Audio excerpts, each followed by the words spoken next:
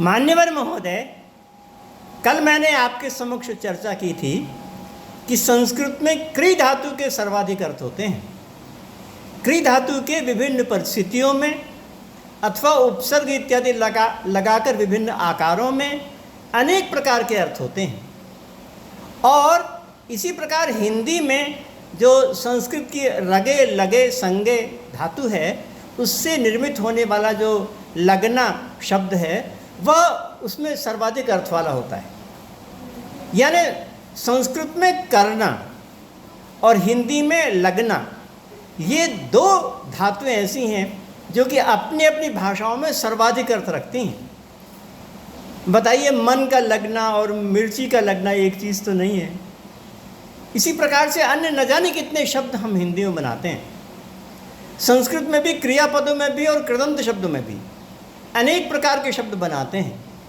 आखिर विभाकरः और निशाकरः एक ही बात तो नहीं हो सकती। विभा को करने वाला और निशा को करने वाले में जो करना है वह अलग अलग प्रकार का होगा। महाभाष्यकार ने एक जगह पर यह बताया है कि क्री धातु के अनेक अर्थ होते हैं और इसके लिए उन्होंने कुछ उदाहरण भी दिए हैं। उदाहरण बहुत से हैं, परंतु उन्होंने उसमें से कुछ उदाहरण, 2-3 उदाहरण दिए हैं। उसमें उन्होंने कहा कि वाक्य है हस्त उकुरु पाद उकुरु। इसका अर्थ होता है कि मालिश करो।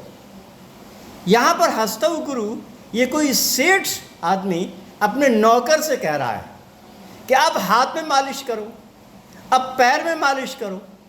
इसके लिए वहाँ पर उन्होंने उदाहरण दिया कि हस्त उकुरु का प्रयोग होता है, पाद उकुरु का प्रयोग होता है।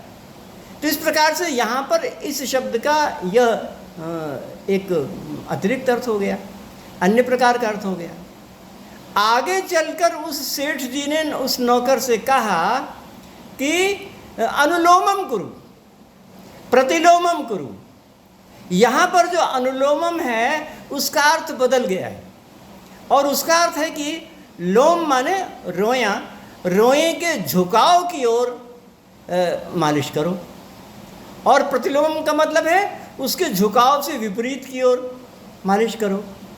तो यहाँ पर अनुलोम और प्रतिलोम ये दो शब्द रोम से संबंधित हैं, जो कि उसके झुकाव को और उससे विपरीत झुकाव का वर्णन करते हैं। तो वो जो झुकाव है वो सीधा होता है, ऐसा कहा जाता है, सोचा जाता है। इसलिए आगे चल कर के वो पूरा शब्द, अनुलोम शब्द सीधे के अर्थ में आ गया और प्रतिलोम शब्द विपरीत के अर्थ में आ गया। कोई शब्द किस प्रकार से परिवर्तित होकर अन्य प्रकार के अर्थ का धारण करता है, इसका बढ़िया उदाहरण है। अनुलोम शब्द का प्रयोग धर्मशास्त्रों में बहुत हुआ है, अनुलोम विवाह इत्यादि में, प्रतिलोम विवाह इत्यादि में या अन्य रूपों में भी। परंतु ये मूल रूप से उस रोए के झुकाव से जुड़ा हुआ है।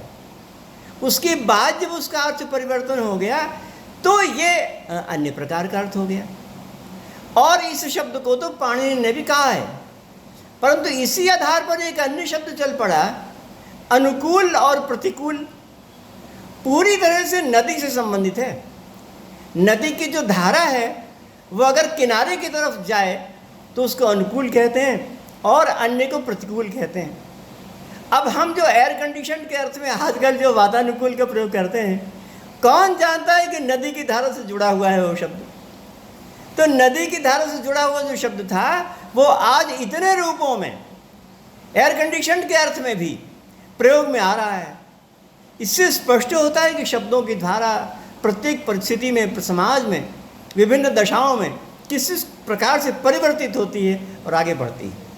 तो मैंने आपके समक्ष कुछ धातु रूप का और कुछ शब्द रूप उदाहरण दिया कि विभिन्न परिस्थितियों में उनका परिवर्तन किस प्रकार से होता है। आगे अन्य प्रकार के जो परिवर्तन है उनकी चर्चा आगे वाले अंक में। धन्यवाद।